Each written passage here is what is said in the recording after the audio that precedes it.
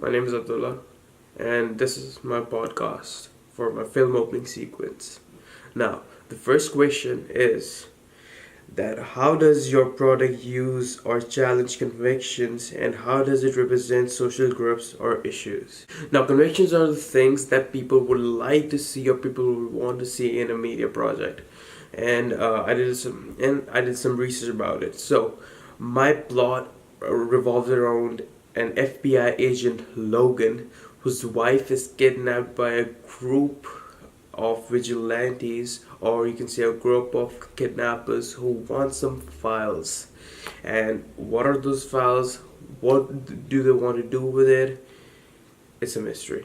The first conviction that we use is drones. Now, drones are not essential, but they surely do add some richness and some quality in your work. And I didn't own the drone. I rented it, and luckily I got a decent price. So what the things, the gadgets, the convictions I used were drones. We didn't use any extra lighting. Like all light was natural light, no key lighting, nothing, because we didn't need any. That's because we shot our scenes normally, like all of our scenes were in broad daylight, like it was 1 till 2 to 3, at least 3 p.m. in the evening. So we didn't need any sort of lighting. So we used drones, we used two cameras, two DSLRs, and we used mics, and so we used some gimbals as well. So these were the convictions that we used in this film opening sequence of ours. Now, the location that we used for our opening sequence was the first location was an abandoned building where the wife of the FBI agent Sophie was held hostage. And like, we luckily got the exact building we had in mind when we were writing the script.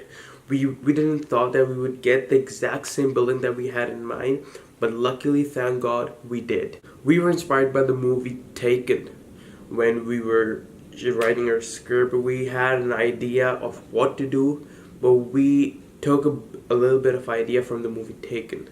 Now, the second question is, how does your product engage with audiences, and how would it be distributed as a real media text? So in order to engage with our audiences of our film opening sequence, we use different social media apps like Facebook, Instagram. Like, these apps have gained popularity within these years, and we thought that this would be a great opportunity for us to promote our movie or our opening sequence. And so we decided to use these platforms to promote our film opening sequence, and we distributed some questionnaires as well to our college students and people who filled them. They were excited about the opening sequence, like they wanted to see how it went and how would it end. Like, they wanted to see what we had come up with the questions that we gave them. There were some interesting questions in there, and people urged us to tell them the full story of what would happen in the opening sequence. And they really wanted, and then now they want to watch the movie as it's in its ending stages. They want to watch it like right now. So now, to answer the second part of this question, that how would we distribute our project, we thought of this, that how would we distribute, how would we get our project to the public, and we came up with this idea that we should use YouTube. YouTube has gained popularity within previous years, and we thought that it would be an efficient way, as it has gained popularity and people every single one of every age group watches YouTube. So we saw it as an opportunity and as an opening for us. And so we decided to go for YouTube to upload and distribute our media project. And as YouTube is global, everyone, not only in this country or some nearby state, as YouTube is global, every single person can watch it. and that would help us to gain more popularity, and as more people watch it, more people will like it, and it would help us, like we would get more feedback and stuff, and it would help us a lot. Now to the third question: how did your production skill develop throughout the project? Now this is one of my favorite questions because I learned a lot from this project. There were some editor apps that I haven't that I knew but haven't got the chance to use them.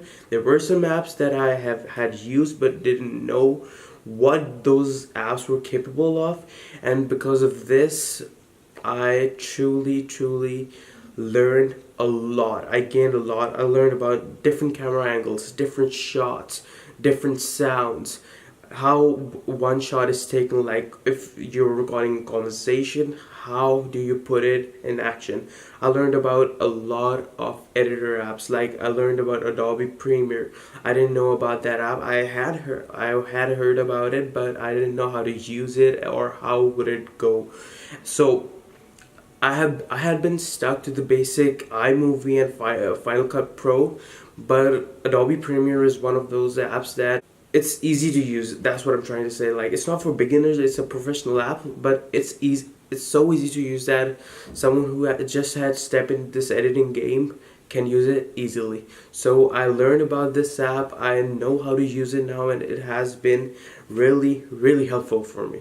So as far as for their editor apps, I learned about Adobe Premiere, and I just didn't learn about these camera shots or Adobe Premiere. That's not all.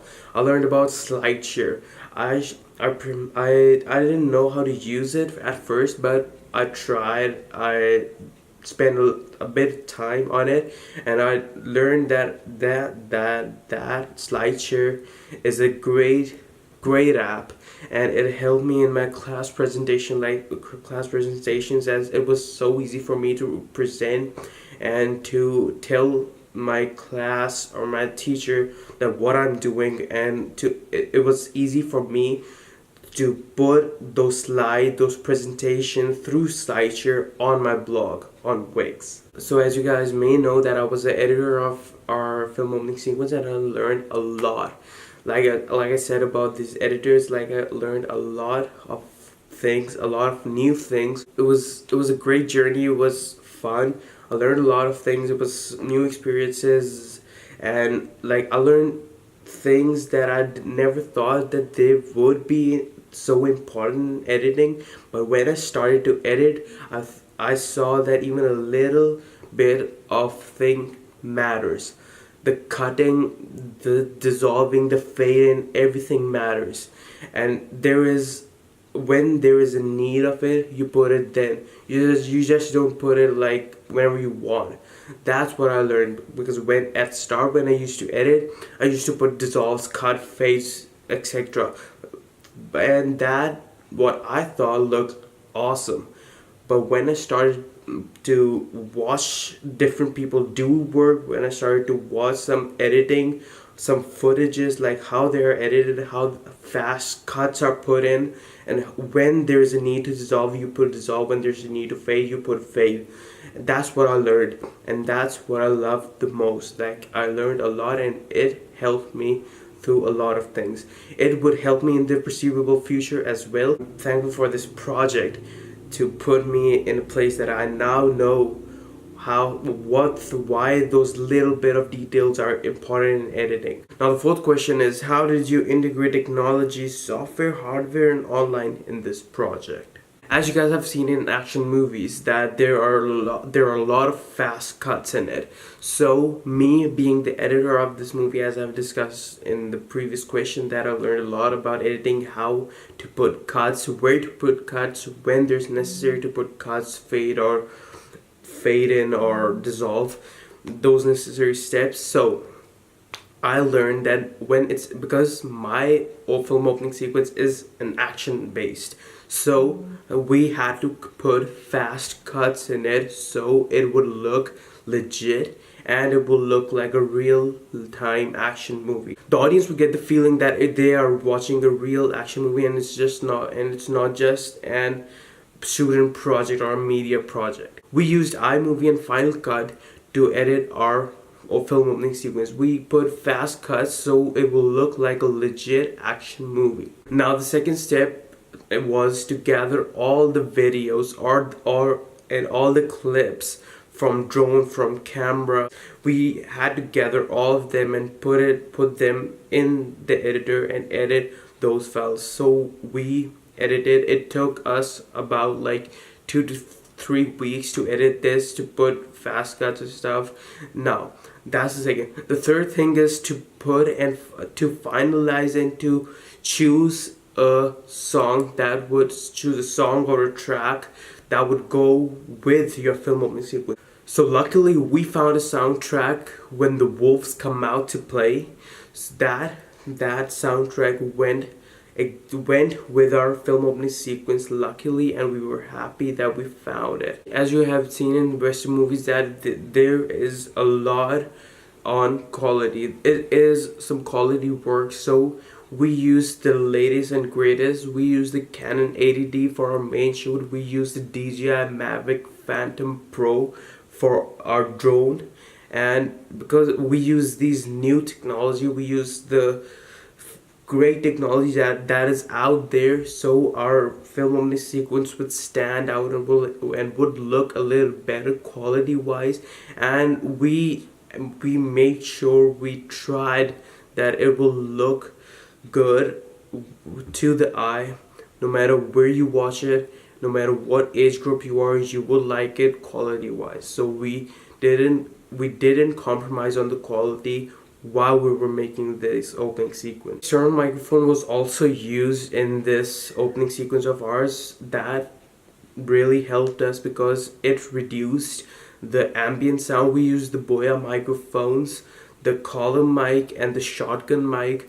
That really helped us as the ambient sound was real low and we captured the crisp sound as you could hear in our opening sequence.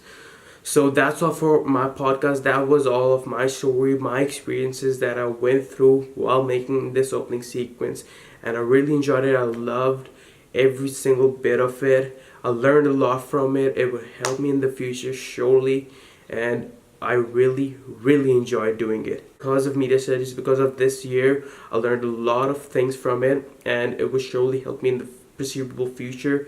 And next year my video would be much better than this one. I would put more quality in it, and I would put more things in it that I learned while making this opening sequence.